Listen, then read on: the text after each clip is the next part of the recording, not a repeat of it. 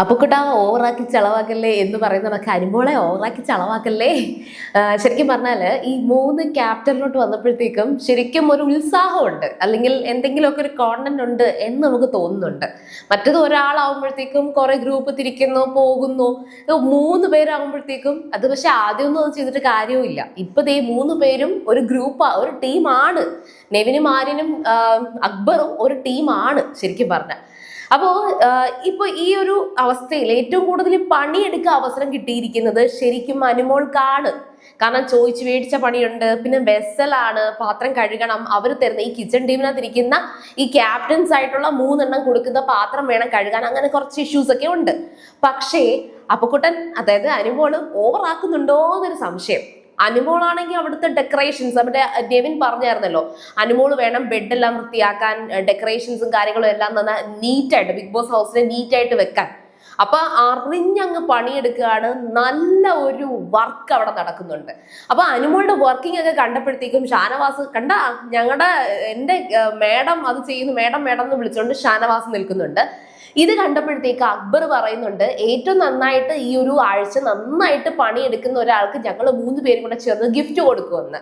എന്നിട്ട് അവര് ഗിഫ്റ്റിന്റെ കാര്യം വെറുതെ പറയുന്നതൊന്നും അല്ല, അവർ 3 പേരും കൂടെ ചേർന്ന് നന്നായിട്ട് കൊടുക്കുമെന്ന് പറയുന്നുണ്ട്. അപ്പൊ ഏറ്റവും കൂടുതൽ അവിടെ വർക്ക് ചെയ്യുന്നത് അനുമോളാണ് എന്നുള്ള രീതിയിൽ ഷാനവാസ് കുറെ പറയുന്നുണ്ട്. ശരിക്കും പറഞ്ഞാൽ അനുമോൾ ശരിക്കും വർക്ക് എടുക്കുന്നുണ്ട് കേട്ടോ. അപ്പൊ അതവിടെ സംഭവിച്ചുകൊണ്ടിരിക്കുന്നതിന്റെ ഇടയിൽ മറ്റൊരു കാര്യം കൂടെ ലൈവിൽ നടന്നു. നമ്മൾ ഒട്ടും മിണ്ടാതെ 5 സ്റ്റാർ അടിച്ച് കഴിച്ചുകൊണ്ടിരിക്കുന്ന സാബുമാൻ അവിടെ നെവിന്റെ അടുത്ത് ഒന്ന് ചൊറിയാൻ ചെല്ലുന്നുണ്ട്. നന്നായി എന്നേ പറയാനുള്ളൂ, വേറൊന്നുമല്ല. കാർപ്പറ്റിൽ കുറച്ച് ഡാൽ കറിയുടെ എന്തൊക്കെയോ വീണ് കിടപ്പുണ്ട്, കാർപ്പറ്റ് അങ്ങനെ മഞ്ഞ നിറത്തി കിടക്കാണ്. അപ്പൊ അക്ബർ പറയുന്നുണ്ട്, ഒരു നനഞ്ഞ മോപ്പ് വെച്ചിട്ട് ആ കാർപ്പറ്റ് ഒന്ന് തുടയ്ക്കാൻ പറ്റുമെങ്കിൽ ആ മഞ്ഞ നിറം അതൊന്ന് മാറ്റാൻ പറ്റുമെങ്കിൽ നല്ലതായിരിക്കും എന്നുള്ളത് അക്ബറും പറയുന്നുണ്ട്, ആര്യനും പറയുന്നുണ്ട്. ഇപ്പൊ നെവിൻ അത് പറയുന്നുണ്ട്. അതായത് ഫ്ലോറിന്റെ ടീം ക്യാപ്റ്റൻ നൂറയാണെങ്കിലും അവിടെ നെവിനുണ്ട്, അവിടെ സാബുമാനും ഉണ്ട്. സാബുമാനെ വിളിച്ചിട്ടാണ് ഇത് ചെയ്യാൻ വേണ്ടിയിട്ട് പറയുന്നത്. അപ്പൊ സാബുമാൻ ആണെങ്കിൽ ഇത് കണ്ടിട്ട്, ഇതൊക്കെ കൈവെക്കണോ, ഇതൊക്കെ വേണോ, ഇത്രയും ചെയ്യണോ എന്നൊക്കെ ഇങ്ങനെ ചോദിക്കുന്നുണ്ട്. അപ്പൊ നെവിൻ എന്തോ സംസാരിച്ചപ്പോഴത്തേക്ക് സാബുമാൻ വലിയൊരു താല്പര്യമില്ലാത്ത പെരുമാറി. അപ്പോ നെവിൻ ചോദിക്കുന്നുണ്ട്, എന്താ പറഞ്ഞേ എന്നിങ്ങനെ ചോദിക്കുന്നുണ്ട്. അപ്പൊ പറയുന്നത് എന്താണെന്ന് പറയാൻ സൗകര്യമില്ല എന്ന് പറഞ്ഞിട്ട് സാബുമാൻ നെവിന്റെ നേരെ നിൽക്കുന്നുണ്ട്. അതായത് നിന്നെ ഞാൻ ക്യാപ്റ്റനായിട്ട് കൺസിഡർ ചെയ്തിട്ടില്ല എന്നാണ് സാബുമാൻ നെവിനെ കുറിച്ച് പറയുന്നത്. അപ്പോഴത്തേക്കും ആര്യനും അക്ബറും കൂടെ നെവിനെ കളിയാക്കുന്നുണ്ട്. നെവിൻ ചമ്മി നാറി ഒരു മാതിരി ആവുന്നുണ്ട്. പക്ഷെ സ്റ്റിൽ സാബുമാൻ വീണ്ടും പറയാണ്, എന്തായാലും ഈ ആഴ്ച 3 പേരെ ക്യാപ്റ്റനാക്കിയത് കാര്യമായി, അതുകൊണ്ട് ഞാൻ നിങ്ങളെ 2 പേരെ ക്യാപ്റ്റനായിട്ട് കൺസിഡർ ചെയ്യുന്നുണ്ട്, നെവിനെ ഞാൻ ക്യാപ്റ്റനായിട്ട് കൺസിഡർ ചെയ്യുന്നേ ഇല്ല എന്നൊക്കെ സാബുമാൻ പറയാണ്.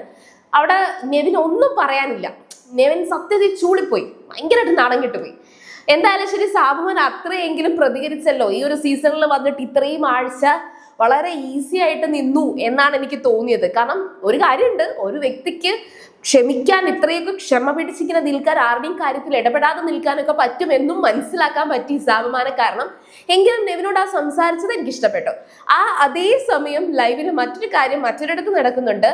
നമ്മുടെ ബെഡ്റൂമിലെ എല്ലാ ബെഡും ക്ലീൻ ആക്കി, എസ്പെഷ്യലി നെവിന്റെ ബെഡ് ക്ലീൻ ആക്കി വെക്കുന്നതും ബെഡ് വിരിച്ചു വെക്കുന്നതും വൃത്തിക്ക് വെക്കുന്നതും, ആ മൂലയ്ക്ക് നെവിന്റെ ആ ബെഡിന്റെ മൂലയ്ക്ക് കിടക്കുന്ന മുഷിഞ്ഞ വസ്ത്രങ്ങളൊക്കെ എടുക്കുന്നതും ഷൂ ഒക്കെ അടുക്കി വെക്കുന്നതും എല്ലാം ലൈവില് അനുമോള് ചെയ്യുന്നത് ലൈവിൽ എടുത്തെടുത്ത് കാണിക്കുന്നുണ്ട്.